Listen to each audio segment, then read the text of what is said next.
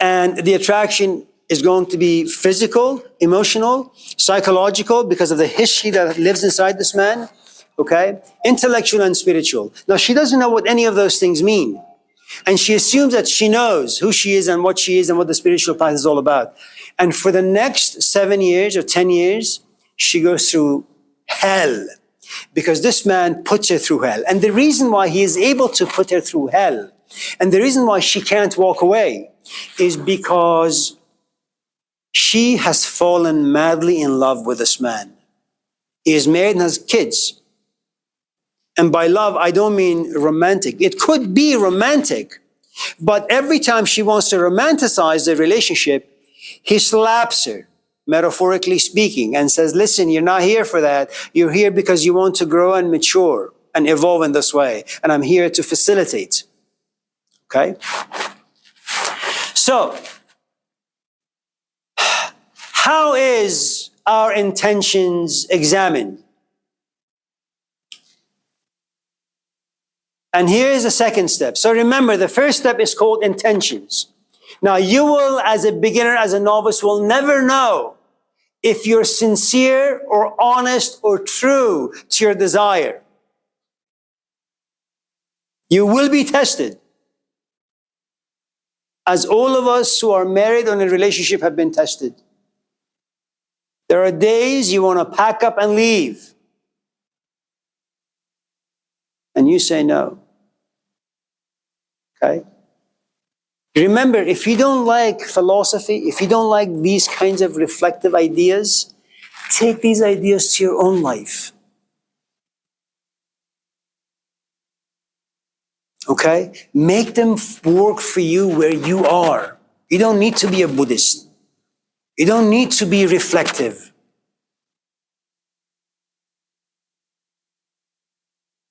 Okay? Next time you go out on a date and you like someone, ask yourself, are you stable enough to be true to your intentions? Are you secure in life, in yourself enough to make sure that you don't change, go through earthquakes, where everything about your perspective turns upside down? All right? Now, so how do you stay on the spiritual quest, this desire to kind of see yourself in a different way and experience life in a different way? Effort. That's the second step. Now remember, even though the Buddha says that desires are no good because desires create attachments, the truth is you need to have the desire for the spiritual quest. You have no choice but to have expectations. You have no choice but to be attached to those expectations. You have no choice but to suffer those expectations not coming true. Therefore, you have no choice but to suffer the pangs of your attachment to your expectations. Okay? Remember, the Buddha went into the forest and worked with these 4 monks thinking that they know what they're talking about, what they're doing. Eventually, he was disappointed. Okay? Now, effort means the following. Karen sits here. She looks over there and she says, I've had the chocolate chip cookies. I wonder what those dark cookies are all about. This is where she sits, and that's where the cookies are. Desire is activated, need eventually is created. Now she says, I need or I want what I currently don't have. Your journey begins. You need to make an effort. In every effort, there is struggle. And in every effort, there is sacrifice. You made an effort to come to this class. You made sacrifices. She left her husband and her kids. Maybe she called the day off. Yening just came from Los Angeles. Bridget is exhausted. Lara is going to Colombia tomorrow on a camel. Phoebe really wants to stay home and take a nap. So remember, in every effort, there is going to be struggle, and every struggle demands a sacrifice.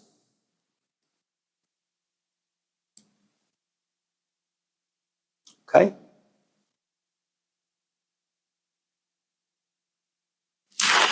Now, on the spiritual quest, what exactly is it that you desire? You want to get to know yourself. You want to understand life at its very core.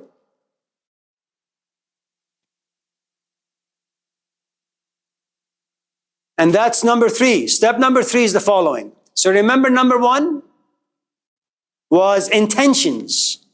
Number 2, efforts. If you want anything in life, you got to make an effort, man. The idea that if there is no pain, there is no gain. Okay?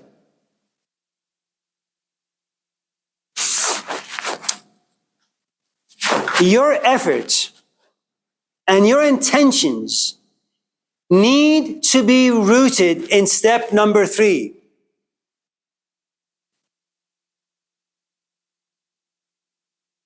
Mindfulness. But mindful of what exactly? What are you supposed to be mindful of? Don't listen to all these new age gurus. Mindful of your breathing, mindful of your walking, and mindful of your eating.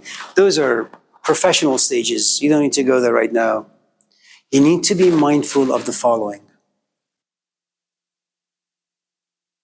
Because remember, you're still at a novice stage.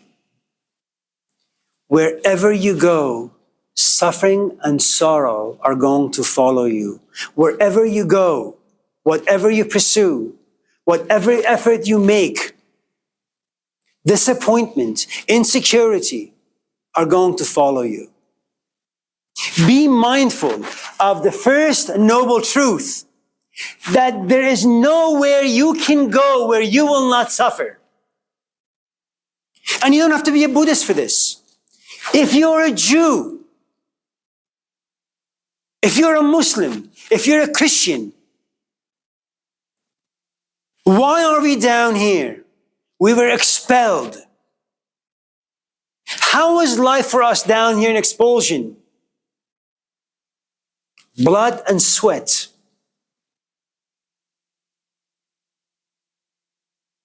Our medieval friends would call it, life is nothing but a veil of tears. All these traditions are saying the same exact thing. The wordings are different. Okay? Now consider that for a moment. And that's how you purify your intentions, and that's how you give meaning to your efforts. It's not like you go out with someone for 5 years, in the end you realize it's nothing, and then you walk away. You look back, you're no longer 20, you're no longer 30, you're an old hag, no one wants you.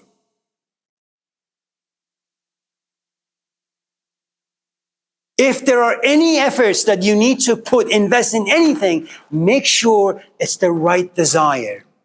But here's the thing you need to understand. As a novice, you will never, ever, ever have the right desire. It needs to be created for you. It needs to be protected for you.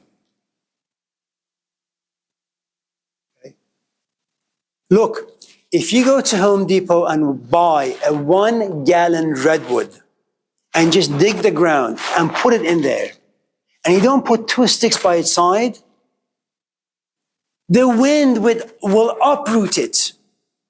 And eventually the redwood will die. If you don't give it good irrigation, good water, the redwood will die. It's only a gallon. All novice seekers after truth are a gallon redwood tree. They need support system. They need nourishments, and they need to come from the outside. Go back to Hinduism. The only person who is able to protect your intentions, to give meaning and value to your efforts, to make sure that you never forget why you are on this quest. You're on this quest because you married. It didn't give you enough nourishment. You got kids. They didn't give you enough nourishment. You got 10 PhDs. It wasn't enough for you. You have a mansion. It's not enough. You have 20 Teslas. It's not enough. You came to realize nothing in life will ever satisfy you. Now remember, the reason why you and I make effort in regards to this is for one reason. Why the Buddha says you need to be mindful of the first two noble truths, that life is sorrowful, that there is really no self. Therefore, don't be attached to your history. Don't be attached to your body. Don't be attached to your temperament.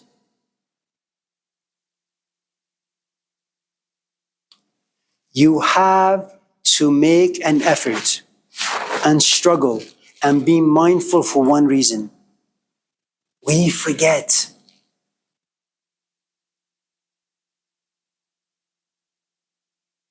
You make effort because you forget.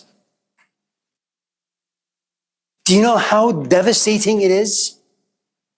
That if you really want to be on the spiritual path, someone needs to be in your life. And that relationship needs to be so intense, so strong, that this part of us that is so organic, forgetfulness, it doesn't enter to corrupt all the investments you've made. You know, in Arabic, there are 3 words for being human. One is called insan. It comes from the word nosiya, which means forgetful.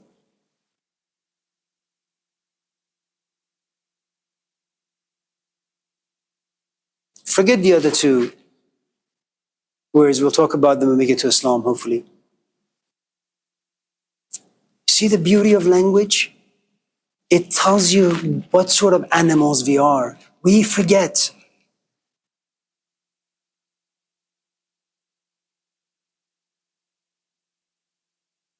How do we forget? Why do we forget?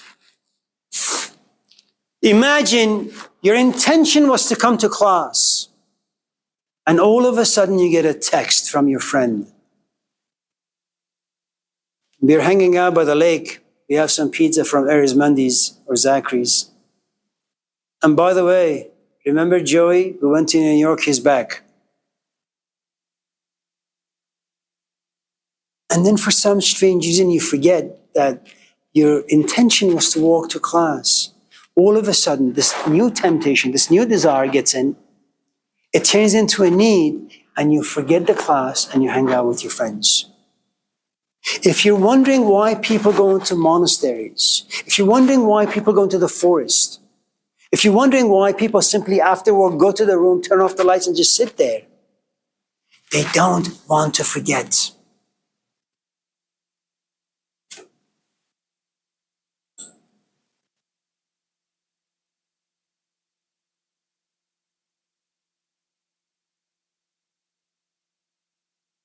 Okay?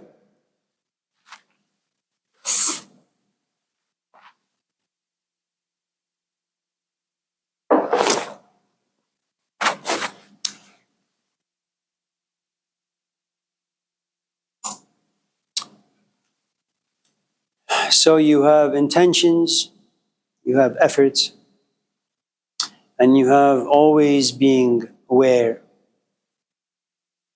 of the first 2 noble truths.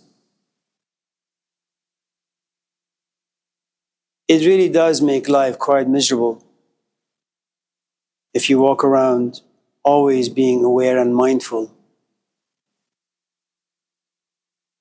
that you're going out on a date because you have a desire. Desire creates attachments. Eventually, the person you're with will cause you suffering, will leave you hollow, empty.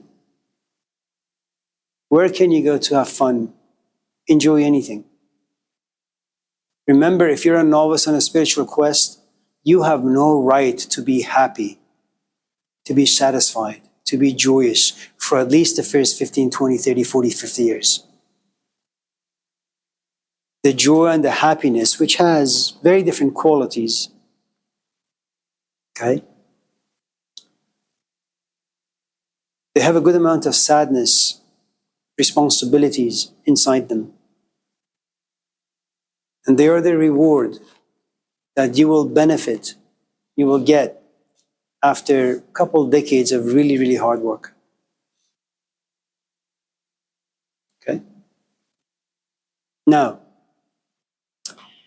how do you become mindful? How do you keep yourself aware? How do you keep yourself from forgetfulness?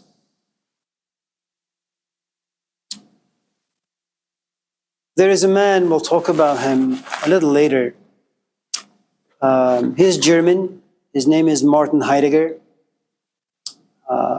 He hasn't really said anything that's new in the world of philosophy or religious ideas. But I like the language that he uses, and it's the following. There are two kinds of animals that you and I can be, or two kinds of human beings we can be. You could either be authentic, or you could be inauthentic. You could be real, or you could be fake.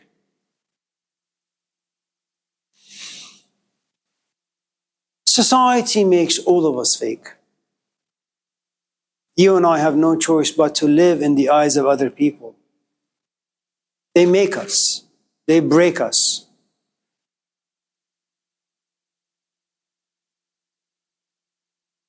I am very lucky and fortunate enough at this age, in this stage in my life, where once in a while I apply for full-time positions here and there, not with the intentions of moving from Oakland or Laney. Just want to go in there and have fun. So when the committee asks me questions, I begin to harass them. I begin to tell them how ridiculous and childish these questions really are. You know? It's a great place to be where you have no fear of the committee. You have no fear of their judgments. You walk cleanly and you walk away cleanly.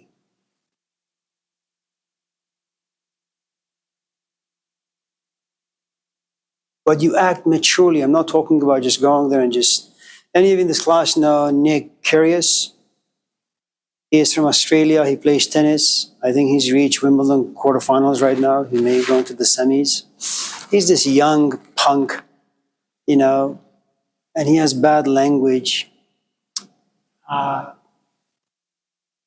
He's just the embodiment of everything bad about today's culture and society. Being spoiled, being entitled. What does it mean to be authentic for Heidegger? You can't will yourself into authenticity. Something needs to happen to you.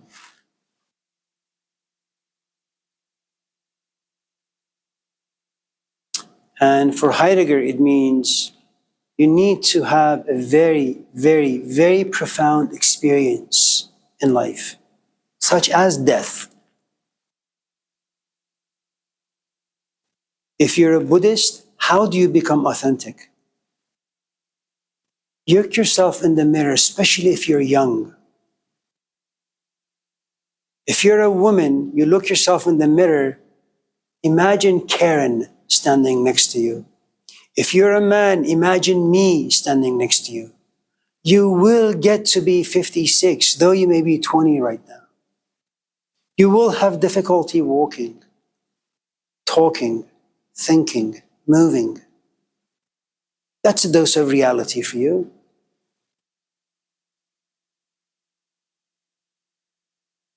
It'll force you to ask difficult questions. And that's what Heidegger suggests. When something really profound happens to you, you begin to evaluate your life, examine your life, your identity, your purpose, your meaning. And you come to realize you have zero value.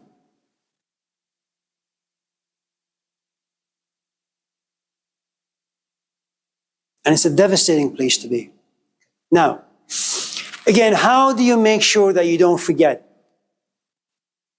the two noble truths, as well as getting old, getting sick, and dying?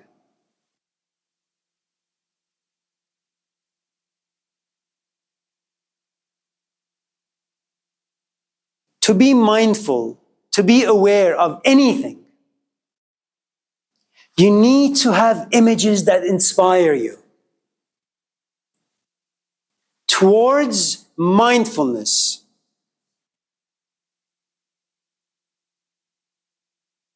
Let me give you an example. Coca-Cola, some years ago, decided to do an experiment to see how well they can use people like puppets. So during football halftime, they advertised Coca-Cola for no more than maybe a second. The sale of Coke in that halftime period went up 600%.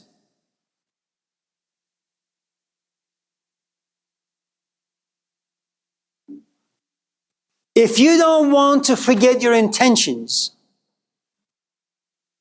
if you don't want to forget making effort, if you don't want to forget being mindful, having the right way of looking at life, that there is no security, that sorrow is everywhere, make sure you put your physical body in an environment where your body, your five senses, are exposed to certain images that inspire emotions, that inspires thoughts, that make everything about you passive, i.e. depressed, sad, sorrowful.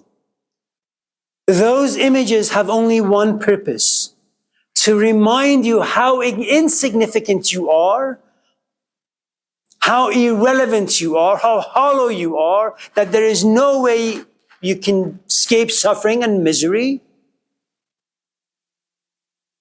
And the fact that you are attached to your body, physical, emotional, spiritual, and historical. Get rhythm. Be open. So hopefully, if there is something out there, as simple as pure understanding, it can enter into you without it becoming contaminated by your emotional world, spiritual world, or basically your assumptions. Okay? Now, the problem with having icons or images or pictures or statues is that something about us has a tendency of taking things that create inspiration and little by little becoming used to them. They begin to lose their power over us. So you buy a statue of the Buddha, you place it above your fireplace, and you go there and you say, "Yes, Buddha, I'm going to take a shower and come and sit and meditate." There comes a point, you will go home, you will look at the statue, and it'll just be like another piece of furniture in your living room. You'll pay it no attention. The problem with right concentration is that you constantly need to be aware when things in your physical environment are losing their potency, and make sure you have the financial resources to trash a statue and buy a different one. That you have the emotional resources to trash a friendship that used to inspire you and grab or create a brand new friendship. Okay? That you're not attached to a book because all the time you read books cover to cover.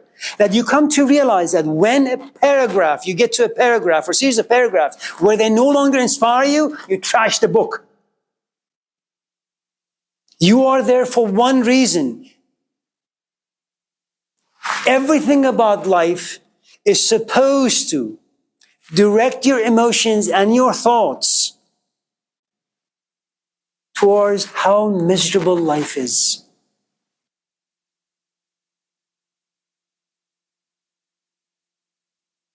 When someone has stage 4 cancer, like my father-in-law, the disease was so painful living inside him, okay, that the pain did not allow him to enjoy food. It came to a point where when he saw food, he became disgusted. That the pain was so great that one time, our friend there, Stacy, took him around the lake and he came back home angry as hell. How can I, a sick man, close to death, enjoy seeing water? I am in agony. There is no peace. There is no joy to be had.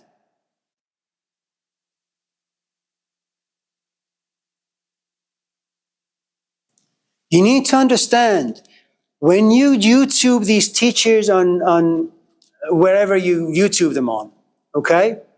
Whoever they may be, do not be deceived by their laughter or their fake smiles.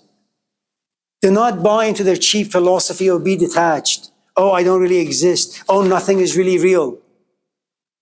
Life is suffering. That's too cheap of an answer to such a profound philosophy of life. Buddha is like a hurricane. He's like an earthquake. And if his philosophy does not devastate you, there is definitely something wrong with you.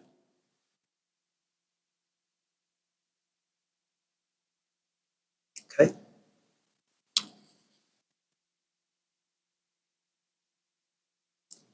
Now,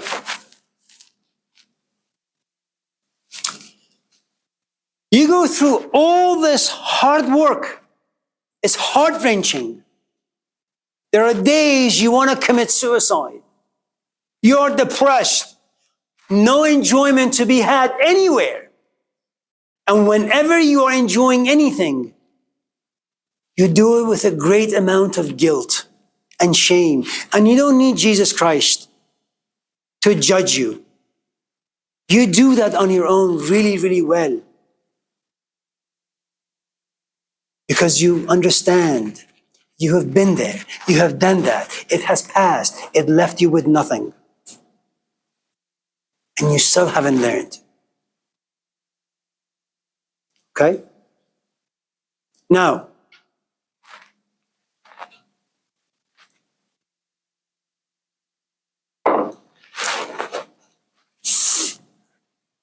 yeah.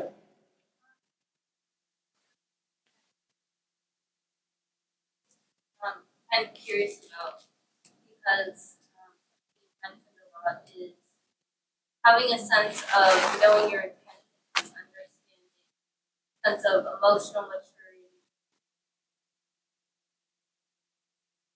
maturity in a lot of ways, and experience. Would you equate that to security? Because according to the Buddhist philosophy, there is no security. There actually is no self. So how can we be somehow grounded in a sense of structure when there is no self?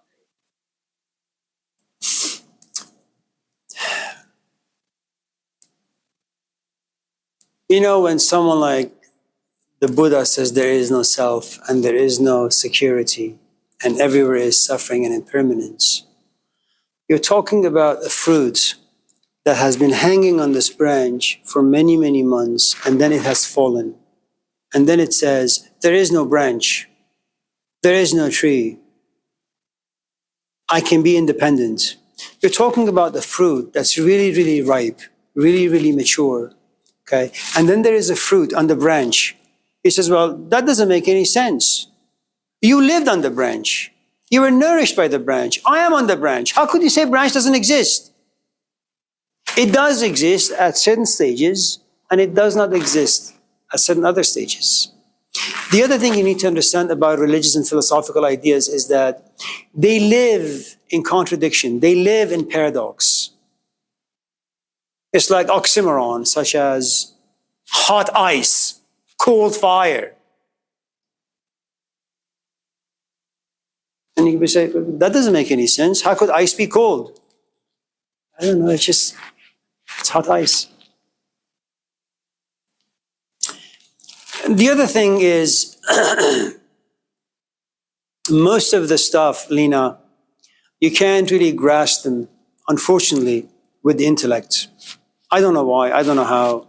It seems as if there's a part of us that tries to kind of protect certain other parts in us from becoming contaminated by the intellect, by reason, by rationality. Socrates has another nickname, is a man who had eudaimonia inside him. It means daemon is demon, and eu is happiness. Eudaimonia is demon of happiness. It makes no sense. How could a demon be the cause of your happiness? And yet, it is the cause of happiness for Socrates. It's like saying, how could a life filled with suffering be so enjoyable? I don't know, go to an AA center when they're having a session. There is a man who was alcoholic for 25, 30, 40, 50 years. He went through rehab. Eventually, he was liberated from alcohol. Now he sits amongst 20, 30, 40, 50 people. He hears all these sad stories. He enjoys them. That is who he is. And he tries to find a way to help these people. He's amongst like a bucket of sadness. And yet for him it's meaningful. It makes no sense. And it's kind of like you ask any of us who have kind of been at a place or entered a place in life where you say, yes, I have made a lot of mistakes, like the prodigal son in the Old Testament, in the New Testament, that yes, I spent my father's money in vain. I had lots of sex. I drank a lot. I smoked a lot. I was basically a hoodlum. And I realized that life is really no good. I went back to my father. And then that guy who did all these criminal things has a son. His son is about to do all the things that he himself used to do. And all of a sudden he says, if I didn't go through all of that stuff, I couldn't be a guide to my son. I am proud of the things I have done, because without them, I wouldn't be who I am today. It takes a while for you to kind of claim ownership and like your past, enjoy your past, and make your past meaningful. Right now, Lena, you're going to go through 20 boyfriends or girlfriends, okay? And you're going to go through lots of different therapy sessions, and you're going to complain, you're going to whine. And then one day, if you're lucky, you will wake up in bed, and for some strange reason, like a nice, proficient, powerful engine, all the different mechanisms are just meshed together so harmoniously. You say, I understand. I know why I went through 20 guys or gals.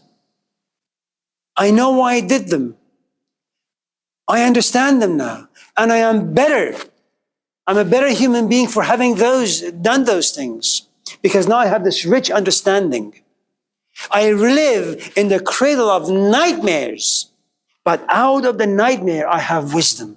I have insight. I have understanding. And though you may have a great amount of wisdom and understanding makes you profoundly alone. Add to it, when you try to share your wisdom and insights to others, you get misunderstood. That makes you even more alone. And we'll talk about that when we get to the Gospels. Okay. So don't try to remove the opposites. They exist. There is no way to get rid of them. Now, after your intentions being hammered out and the impurities have gone away, after you've made horrifying, heart-wrenching efforts for many, many, many decades, after you have combated forgetfulness and kept yourself aware by using the right images around you, okay? You remember, You need to get to a place where you exploit life so that life can remind you how tragic life is.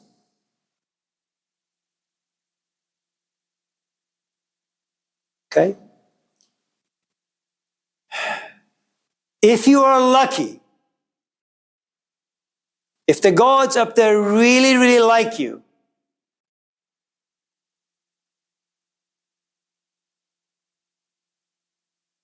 you have a breakthrough. It's called understanding. Somehow, some way, you are gifted, blessed with understanding.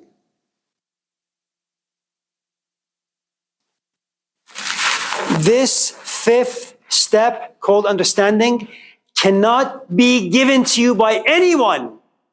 It is internal. Someone needs to force you from the outside to make efforts. Someone needs to force you to be mindful of the sorrowfulness of life.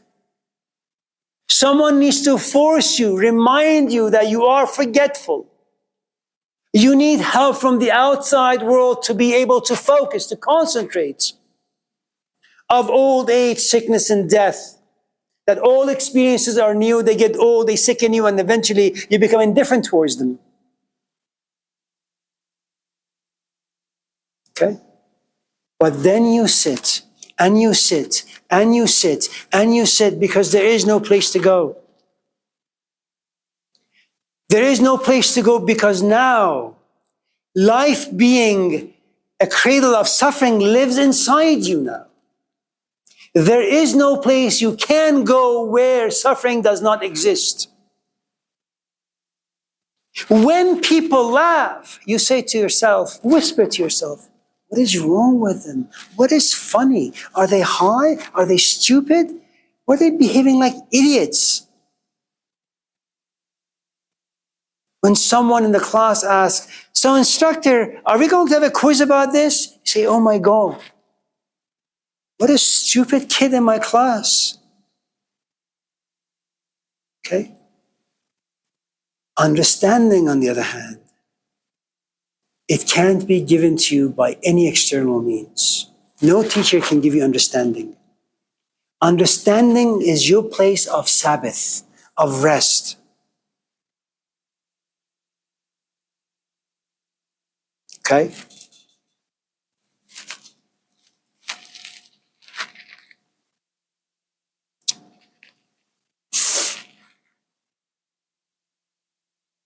Karen, feel free to move around. I don't mind. Forget them.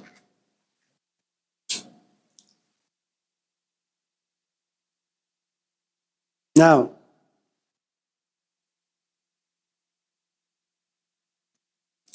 there is a line by Rumi, some of you have heard me say it. He says there are those who run after spiritual truth. They run day and night, and they never get there. Truth is never given to them. And there are those who just sit. They just sit. They don't read. They don't talk. They don't think. They just sit. And everything is given to them. Rumi, of course, is wrong. That you need to run for a long, long time to realize there is nowhere to go. And then you sit.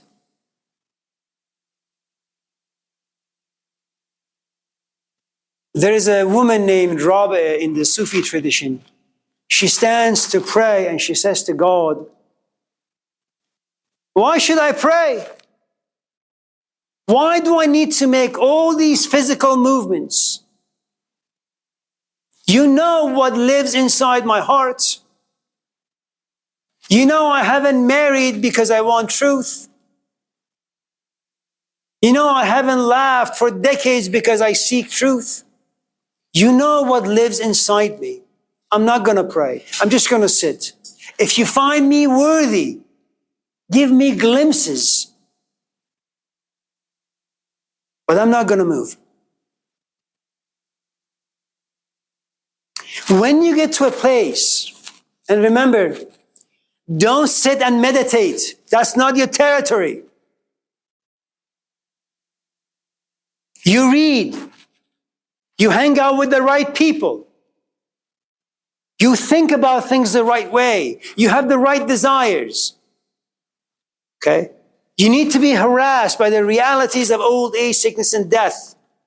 You need to be harassed, abused, tortured by the fact of impermanence, disappointment, that you're always changing, there is no permanence to you, that you're nothing but a collection of accidental histories or events. You need to be intellectually and emotionally educated and educated well. Once you're educated really well, then you sit. You sit because there is nothing more to learn. There is nothing more to listen to. There is no one to see. You are desperate for something to come to you from a world unseen. That's called understanding.